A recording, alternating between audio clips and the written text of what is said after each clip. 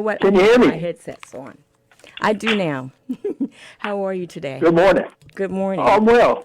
Good to hear from you. What's going on for the Yeah. school year? I was looking at Facebook and a lot of social media that was on this morning. I saw a lot of pictures of a lot of students who were not wearing their masks, very close together. And luckily, though, the pictures that I mainly saw were students outside. Are you in school yet?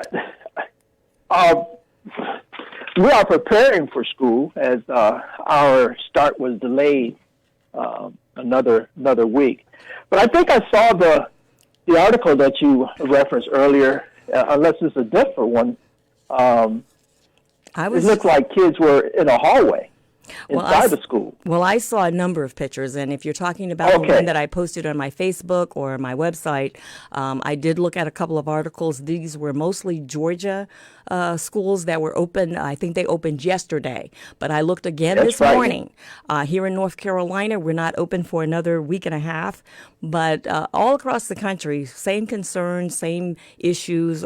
What are you preparing to do? What are some of your concerns? You're a teacher, right? I am a teacher, and it is very concerning being in this pandemic, and we're seeing numbers ramp up. As a teacher, we all look forward to getting back to normal when we can. We miss our students. That's why we do it. But it's nerve wracking not having all the answers. It's almost like was rolling the dice to see what happens. While we understand how education is very important and vital, we just don't know. Well, I'm glad to hear that your school has pushed the date back. I have said and tried to advocate all along that we needed to wait. I think that it is inconvenient. I understand a lot of the adversities. There's no really perfect answer. But my goodness, we cannot hold off school for a couple of months during a pandemic. We are not prepared to take care of our children at home for a couple of months to wait to put a stop to the spread of a pandemic. But I digress.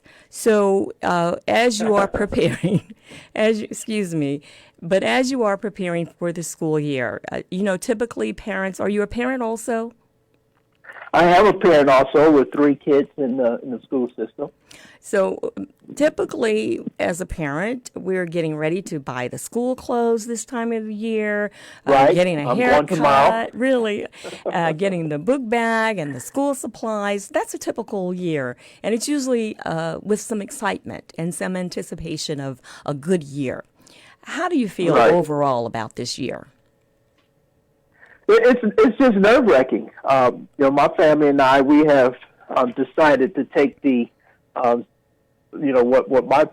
what I remember hearing my parents and grandparents say all along. It's better be safe than sorry. Mm-hmm. And we're hearing a lot of controversy out there with people satisfied with taking the better to be the other way around, better to be sorry than safe approach. But we're so taking that.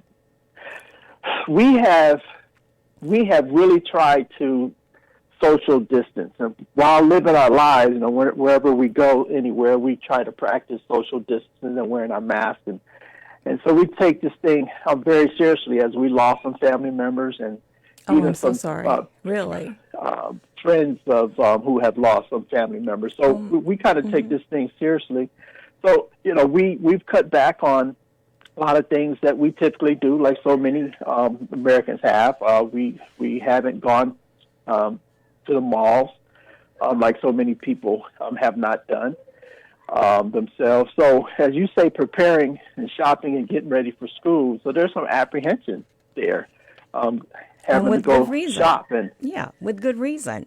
And a lot of people will say, well, it's okay. You take your kid to Walmart, you take your kid to Target. But I'm like, I'm not in Walmart 8 hours. I'm not in Walmart even an hour. I get in and I get Right. out. I've got my mask Yeah. on.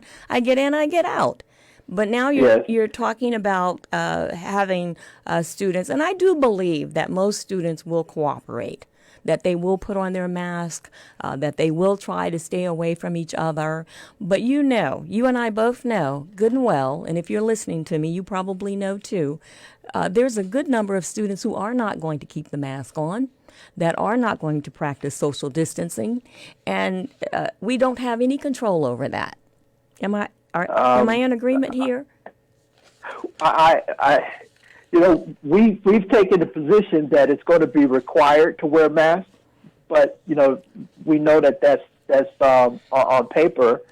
Um, And if a student decides not take it to, off. what the question is, what do you what's the do? repercussions? What's the consequence? And do you stop instruction to say, hey, put the mask on, put the mask on? How many times do you do that? Put the mask on, put the mask on. So where's your so mask? that remains to be seen, and I think the I think what's going to win over is as soon as we let one or two students, I use the phrase "get away with it," because of we're concerned with the repercussions. If we're not able to call the parent to say, "Hey, come pick up little Johnny," because little Johnny doesn't have a mask. Now, our school is going to provide every student one, maybe two masks. And that's what I hear from most schools, that they're going to provide the students with some washable masks. Right, and we're required to wear them. So the actual when the school starts, and the question will be when a teacher identifies a student for choosing not to wear a mask, or perhaps forgot the mask that day, what will we do? Will we call a parent and say, "Hey, bring a mask," or come pick up little Johnny? And how often can we do that? How often can we interrupt instruction as if we don't have enough to do? And I understand. So we'll see. Yes. We'll see. I want you to hang on the line. I have a break coming up, and I don't want you to go anywhere. I'm enjoying this conversation because you're asking some of the questions. You're making some of the comments that are certainly on the minds of most parents and teachers at home. So as soon as we come back from our break, we're going to talk more about this new school year, what parents and teachers are talking about right here on Teacher Talk on Tuesday. We'll be right back.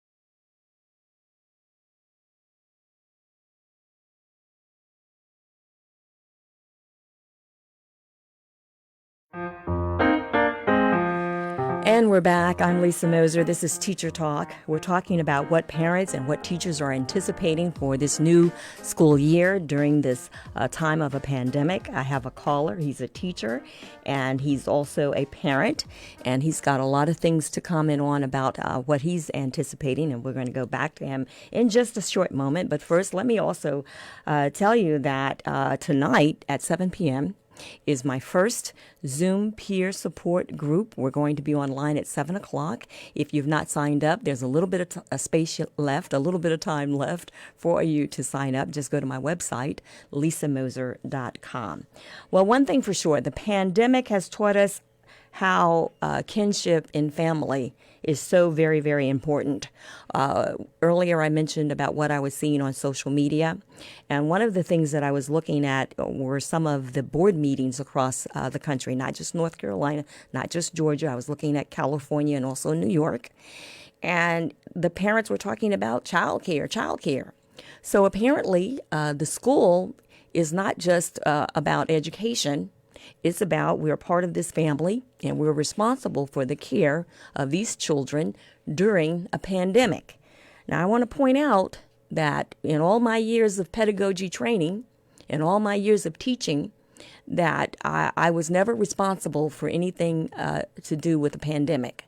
So I find it very ironic that parents expect a school to take care of the children during this pandemic when all of the health officials have said the safest place to be is at home, a good nurturing home. Now, I understand that there's some questions about what is a nurturing home. And, of course, we need more resources to go into communities so that homes are more able to step up during a national crisis. That said, let me go back to my caller, who's a teacher and a parent. Teacher, are you still there? I am here. Let me ask you about some of your students, because parents that and I don't know, these parents personally, just the ones that I saw on YouTube that were talking about, they've got to go to work and that they need care for their kids. And they're talking about 2, maybe 3 kids. Now, the average teacher, especially a middle school teacher, has about, 30, maybe 25 kids in a class. They change class. Right. So they have about maybe 100, maybe 80, or even as much as 125 kids. That's been my experience in a day. So one Correct. teacher is responsible from anywhere from 80 to 125 students in a day. I don't know if parents really realize that, but they're upset because they need care for 2 or 3. So Right. I would bet to say that, again, most students will comply. Most students will probably keep their mask on, will be cooperative, and do their very best. But there is a large number of growing issues with students in every class that will not comply. Am I correct, or how do you feel about that? I believe human nature that statistically rarely there's anything 100%. So I think I agree that most will comply. The question is what we're going to do with the handful that does not. And we're just talking about a scenario for one day. The next day. So all these risks that we're taking for hours at a time, for hours at a time, day after day, day after day. So I agree with your position of going virtual until we can get our pandemic under control. I'm in the position of working for a school system who has chosen to go on the hybrid schedule. One thing that I can say, I can appreciate our administrators because they don't, at our particular school, they don't necessarily have a call to say whether or not they will open their school or not. They will have to go with what the entire school system says. So, but I can say that from a administrator standpoint, and I'm not an administrator, that we are taking this thing very seriously, and we are taking the politics out of. Unfortunately, the mass has become a political football. It's very political. But within the school system itself, and our school and our administrators and teachers, we're taking this thing very seriously. Tell us, because we recognize that while we know our number one job is to educate our community, the students in our community, but what's been elevated as a higher priority is protecting the staff, or teachers. Tell us about your So hybrid program, how your schedule is going to accommodate, the changes between online and face-to-face. And do you, as a teacher, have the same schedule as your students? You said you had 3 children, right? School-age children? I do. I do have 3 children, and they're all in the same system, and they will be on the hybrid. And the way the hybrid works is, well, I don't know how much time I have, but if a school system has, let's say, I'll use whole numbers, 1,000. Well, I'll just say one school. If one school has 1,000 students, and 400 parents have elected to go straight virtual, that virtual group is just on their own. They're just in a virtual academy with their own system. Right. So that leaves about 600 similar to people. Homeschooling. Teachers Right. are able to stay Yes. home. Well, that's not true Yes. for every school, though. There are some schools across the country that are requiring the teachers to go into the school building, even though they're going to be teaching online.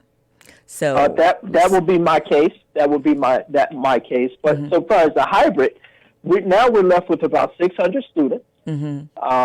And with the hybrid, that breaks that 600 down to 300. So 300 will come on Monday and Tuesday, and then the other 300 will come in on Thursday and Friday, or however, 2 days a week with 1 day as a work day. catch-up day or the cleaning day. Okay, so you're working so every day. Yeah, we'll be working every day. But the hybrid allows the school to reduce the class sizes even further. So that's the plus side of the hybrid. I personally think that this trying to go into an academic program during still what is a very problematic pandemic, instead of just closing it down, and we wait a couple of months, maybe miss all of first quarter, but we shut down this pandemic. We keep our mask on, we lock it down, and we take care of each other the best we can within our family. I really think that we are going to prolong what could be put to a stop. But I agree with that.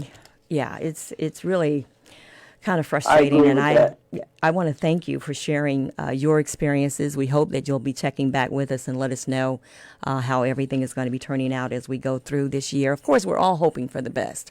I don't mean to ring the bell as an alarmist, but I do think that it's very political. And I think that the more I talk to teachers, we are seeing some problems with their own ability to take care of their own children, let alone 80 to 125 kids day after day after day. And how long? When is it going to be that we can take off the mask? Nobody has said anything about that. So do you feel, if I can ask a question, do you feel, if we're in an election year, do you think Yes, we've if got we a few were not minutes. in an election year? I don't know. I do know that I appreciate how they initially reacted in March when they closed down and put everybody online. And Right. I understand that not every student got online. Every student in school and face-to-face is not engaged in learning. This learning gap, this achievement gap we have, regardless of whether the student is online or is in face-to-face. So some The consequences are very different now. Yes. But here we have a health issue for some of the students who won't participate anyway, as well as the students who are engaged and our teachers. Just as the doctors and the nurses and the healthcare workers are having to deal with this as essential workers, now we're asking teachers to be essential workers. We are essential workers because we have to face this health threat every day for hours at a time. So it's going to be interesting, and me personally, I would prefer to see students healthy, maybe even behind, 3 months, 4 months behind, even a year behind. Are you telling me that our kids can't catch up We don't have summer programs next year to help our students catch up, or the year after or that, because the last time I checked, a student could stay in public school till age 22. So if we shut down, the school and wear our mask, we can put a stop to this spread. But I think we can put a stop or slow it down. And from the virtual, I think the teachers nationwide, I like to think nationwide, have been preparing for virtual learning. And so in other words, I don't think students will fall. We can't compare virtual. There's no comparison with virtual learning and in-class learning. Yeah.